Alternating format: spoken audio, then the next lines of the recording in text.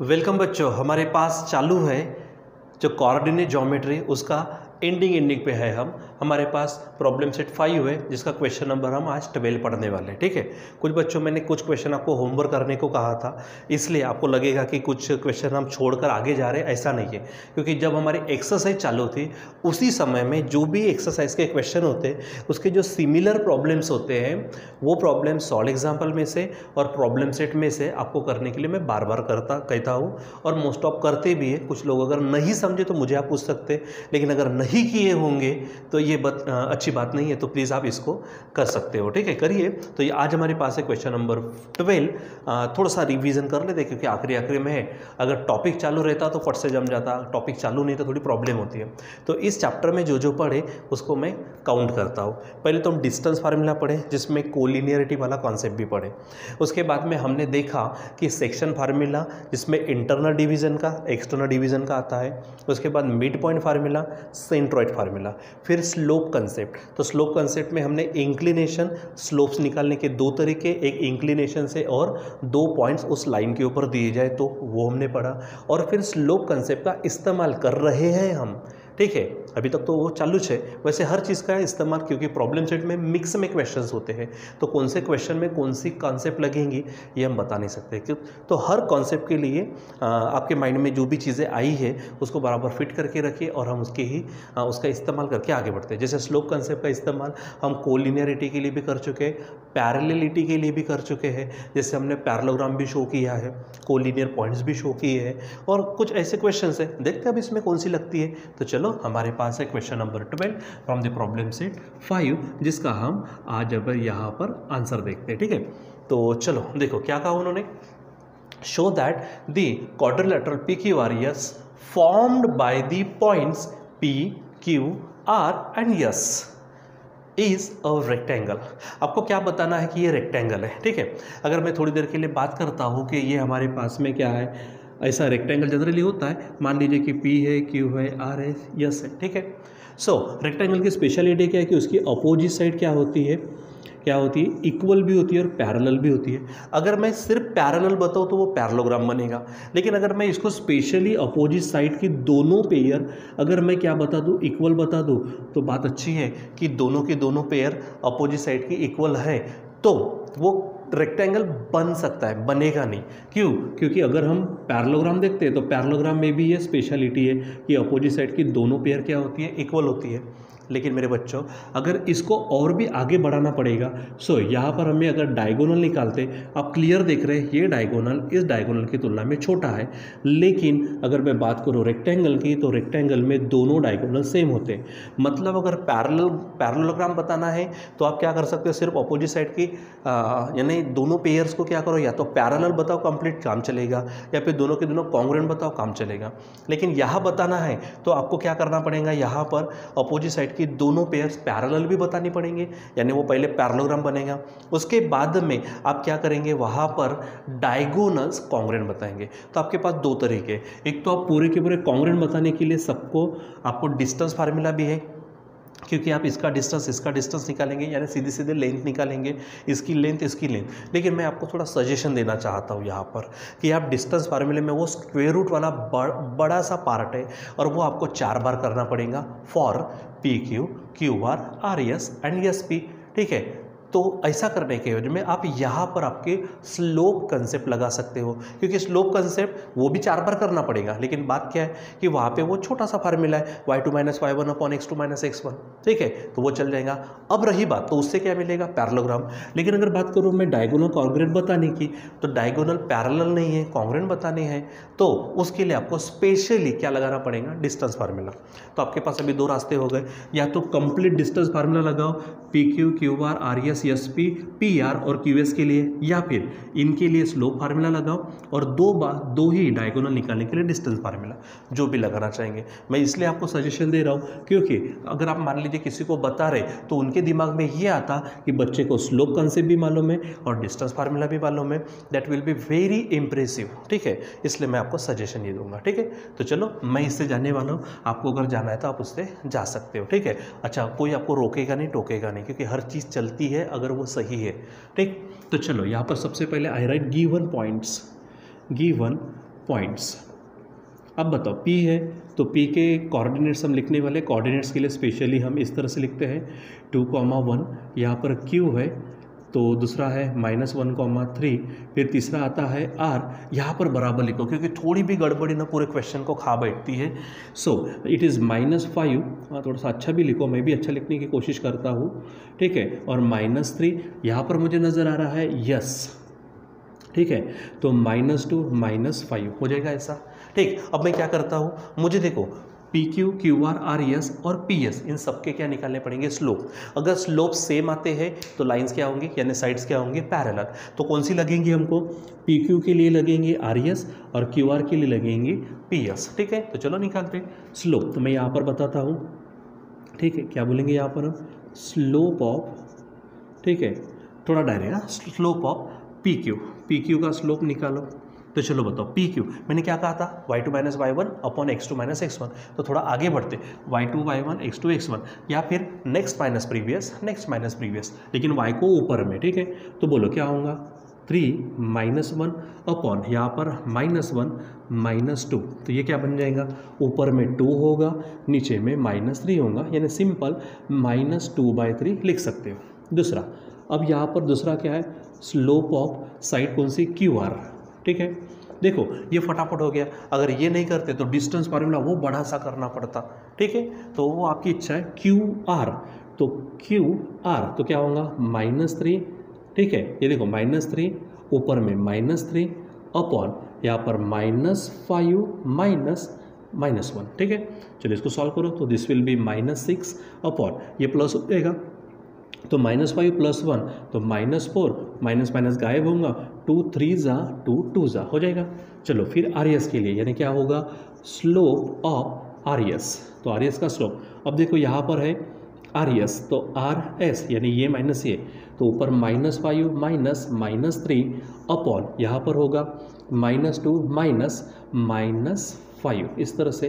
तो चलो थोड़ा सॉल्व कर लेते हैं। देखो ये माइनस माइनस प्लस होगा, तो -5 + 3 मतलब -2, यहाँ पर देखो ये भी माइनस माइनस क्या होगा, प्लस होगा, लेकिन +5 -2 वो बनेगा 3, आंसर आएगा -2/3, आप ऐसा लिख सकते हो, ठीक है। फिर हो गया PQ हो गया, QR हो गया, RS हो गया। अब PS यानी क्या कहेंगे यहाँ पर हम, स्लोप ऑफ PS, ठीक है। तो स्लोप ऑफ PS में देखो PS यानी क्या होगा, पहले y यानी क्या होगा, -5 -1 अपॉन -2 यहाँ पर क्या है हमारे पास में -2। तो देखो ना फिर से, -5 -1 -3 सॉरी -6 होगा, ये गड़बड़ी नहीं होनी चाहिए, यही गड़बड़ी पेपर में हो गई तो गड़बड़ हुई, आउट ऑफ चला जाता बेटा। और एक मार्क्स से ना जो फीलिंग आती है ना मेरे बच्चों, बहुत बेकार होती है, इसलिए गड़बड़ी मत करो, ठीक है। तो यहाँ पर ये, क्योंकि देखो मेरी गड़बड़ी हो गई तो मैं आपको बोलूँगा सॉरी और करेक्ट कर दूंगा। पेपर में गड़बड़ी करके घर पे आ गए तो आप किसको सॉरी बोलेंगे, कुछ काम नहीं होने वाला है, ठीक है। सो माइनस माइनस कटेगा, 2 3 जा 2 2 जा हो जाएगा। अब फ्रॉम अबो आप इसको इक्वेशन नाम देना है तो आपकी इच्छा है, होगी जगह होंगी तो दो, नहीं होंगी तो मत दो, कोई फर्क नहीं पड़ता, ठीक है। 3 एंड दिस इज योर 4। तो मैं यहाँ हेडिंग डाल देता हूँ, from first second third and 4। अब देखो किसके स्लोप सेम नज़र आ रहे हैं, देखो ये -2/3 -2/3 कौन है, ये PQ और ये है RS, यानी क्या बोलेंगे, slope of PQ is equal to slope of RS है, स्लोप ऑफ PQ और RS। दूसरा क्या है, ये 3/2 ये 3/2, ये 3/2 मतलब QR और ये यानी PS, तो क्या बोलेंगे, slope of QR is equal to, ये QR is equal to slope of PS हो जाएगा। और मैंने आपसे क्या कहा था, चलो बताओ, मैं आपसे कह चुका हूँ क्या चीज़, कि अगर दो लाइंस के स्लोप सेम हैं और उनमें कॉमन पॉइंट नहीं है, दे आर पैरेलल। देखो PQ RS कॉमन पॉइंट नहीं है, QR PS कॉमन पॉइंट नहीं है और स्लोप सेम है, मतलब PQ और RS QR और PS दे आर पैरेलल, यानी क्या हो जाएगा, सो क्या बोलेंगे हम, PQ पैरेलल, वहाँ पर है RS एंड दूसरा क्या है यहाँ पर QR parallel, it is PS। अब देखो भला, मैंने अभी थोड़ी देर पहले बताया था क्या था वो, PQRS। तो PQ पैरेलल किसको आया, आर एस को, क्यू आर पैरेलल इसको, तो दोनों पेयर क्या आ गई हमारी, दोनों की दोनों पेयर आ गई पैरेलल, इसलिए क्या बोलेंगे, so quadrilateral P Q R S is parallelogram. मैं कह रहा हूँ पैरेलेलोग्राम, एक ध्यान में रखो, आप इसको डायरेक्ट रेक्टेंगल नहीं बोलेंगे, ठीक है। डायरेक्ट रेक्टेंगल के लिए आपको इसके डायगोनल्स इक्वल शो करने पड़ेंगे। मैंने जब आपकी ज्योमेट्री शुरू की थी तो ज्योमेट्री शुरू करने के पहले ही कम से कम 5-6 दिन तक कंप्लीट बेसिक लिया था। उस कंप्लीट बेसिक में आप रेक्टेंगल को चेक करना, अपोजिट साइड इक्वल और पैरेलल, ठीक है, और डायगोनल्स इक्वल, ये प्रॉपर्टी आपको ध्यान में रखनी है, ठीक है। तो अभी चलो हमको क्या करना पड़ेगा, डायगोनल इक्वल है कि नहीं, इक्वल मतलब लेंथ निकालनी पड़ेंगे। तो मैं क्या करता हूँ, यहाँ पी आर और यहाँ क्यू एस, इनकी लेंथ निकालता, तो बाय डिस्टेंस फार्मूला, यहाँ पे क्या होगा, बाय डिस्टेंस फार्मूला। हाँ, आपको अगर ज़्यादा लिखना है तो यहाँ पे एक लाइन लिख सकते हैं, क्या, as both pairs of opposite side. मैं लिख देता हूँ, मुझे बड़ा अच्छा लगता है ये सब लिखना, क्योंकि मेरा कहना ये है कि सामने वाले बंदे को एक भी चांस मत दो कि आपके मार्क्स काटे। वो ऐसा नहीं बोलना चाहिए कि आपने ये लिखना चाहिए था, लिख देते ना, क्या बोलेंगे, as both pairs of opposite side, both pairs of opposite sides किसकी, of quadrilateral P Q R S are parallel, दोनों की दोनों पेयर क्या है, पैरेलल है, इसलिए बोलेंगे quadrilateral P Q R S is parallelogram, ठीक है, पैरेलेलोग्राम, ठीक है। अब शो करना है, उसके डायगोनल इक्वल आ गए कि हमारा काम भयो, ठीक है। तो चलो बाय डिस्टेंस फार्मूला, क्या बोलेंगे हम, बाय डिस्टेंस फार्मूला, ये सब हमारा हो चुका है। तो आप इसलिए नहीं बोल सकते कि सर अब भी समझ में नहीं आ रहा, क्योंकि आपने पहला नहीं देखा बेटा। जब भी आपको एक आधी सीढ़ी होती है, सीढ़ी की जब तक आप पहली पायरी नहीं चढ़ेंगे तो आप दूसरी नहीं चढ़ सकते, दूसरी नहीं तो तीसरी नहीं, तीसरी नहीं तो चौथी नहीं। तो फर्स्ट ऑफ ऑल आप जंप करना चाहेंगे भी, लेकिन हर किसी में वो एबिलिटी जंप करने की नहीं होती, इसलिए हम स्टेप बाय स्टेप जाएंगे ना, स्टेप बाय स्टेप जाओ, बड़ा अच्छा मिलेगा आपको, ठीक है। सो डिस्टेंस फार्मूला से हम काम चलाते, किसको निकालना, देखो ये पी आर, तो मैं निकालता हूँ पी आर। देखो बोला ये बड़ा सा स्क्वायर रूट लेना पड़ेगा, अरे सोचो हर जगह पे लेना पड़ता, इसलिए कहा था स्लोप कॉन्सेप्ट से बड़ा अच्छा है, ठीक है। तो फार्मूला क्या है, पी आर, तो फार्मूला तो वो था ना, square root of x2 - x1 whole square plus y2 - y1 whole square. तो पी आर मैं डॉट भी कर लेता हूँ आपके समझने के लिए। तो क्या कहा था मैंने, x2 - x1 या फिर नेक्स्ट माइनस प्रीवियस, तो पी आर यानी ये नेक्स्ट है, तो बोलो क्या होगा, -5 माइनस ये 2 उसका स्क्वायर प्लस, अब हमारे पास है कौन सा, y2 वाला, ठीक है, y2 - y1, तो -3 - 1 उसका स्क्वायर, सॉलिड, चलो फटाफट क्या होगा, -7 का स्क्वायर हो जाएगा, क्योंकि दोनों सेम, यहाँ पे -4 का स्क्वायर, ठीक है। सो बोलते जाओ, माइनस का प्लस, 7 का 49 और 4 का 16, now that will be 5 carry 6 √65, ठीक है, इक्वेशन 5। अब बोलेंगे क्यों, already we have taken the names 1 2 3 4 to the equation.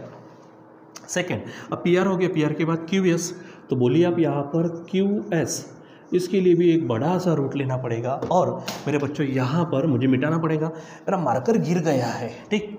सो यहाँ पर भी देखो, यहाँ पे इसको मिटा दो, अब ये है क्यू एस, तो x2 - x1, ठीक है। तो बोलो क्या होगा, ब्रैकेट -2 -1, आप चेक करो, x2 - x1, अब y2 - y1 का स्क्वायर, ठीक, यहाँ पे स्क्वायर करो, चलो -5 - 3, सो -5 - 3 उसका स्क्वायर, चलो चेक कर लेते, देखते क्या होता। तो यहाँ पर बराबर चेक करो लेकिन ना, ठीक है।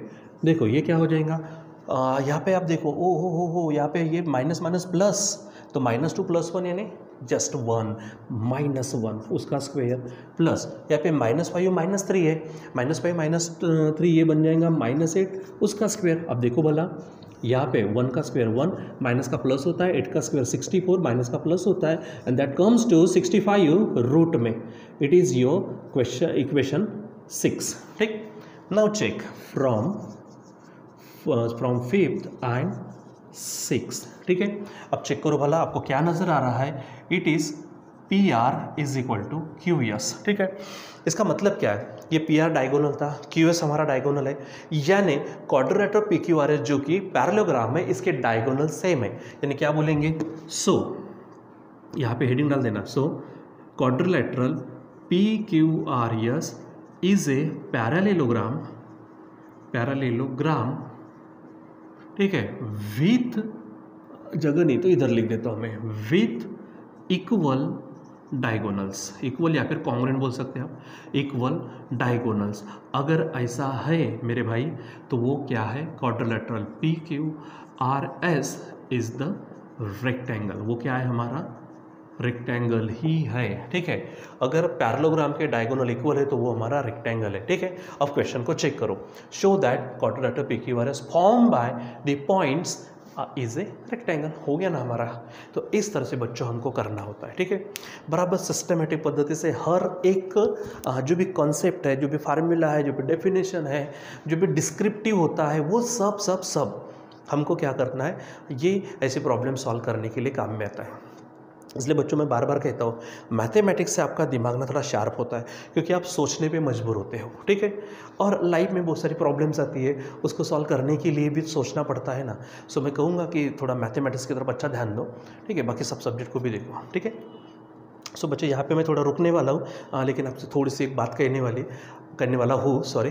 सो ये सब आपको मिल ही रहा है, लेकिन 2-3 दिनों के बाद में ये सब वीडियोज़ ना, ये सब प्राइवेट होने वाले, ठीक है। तो कुछ बच्चों को ही, जिनको मैं लिंक भेजूँगा, ठीक है, उन्हें ही वीडियोज़ मिलने वाले, ठीक है। सो इस बारे में आप थोड़ा सा ध्यान में रखिए, ठीक है। सो अभी रुक जाते हैं, बाकी का कंटिन्यू करेंगे बाद में। टिल दिन बाय, ठीक है। अच्छा 1 मिनट रुको, बहुत दिन हो गए ना मैं और आप मिले नहीं, तो वो थोड़ा मज़ा नहीं आ रहा, फिर भी मिलेंगे, बहुत जल्दी मिलेंगे, ठीक है बच्चों। So bye and thank you once again. आज का दिन बड़ा अच्छा दिन है, मैंने विश नहीं किया आपको, हैप्पी इंडिपेंडेंस डे, ठीक है। सो अभी रुक जाती है यहाँ पर।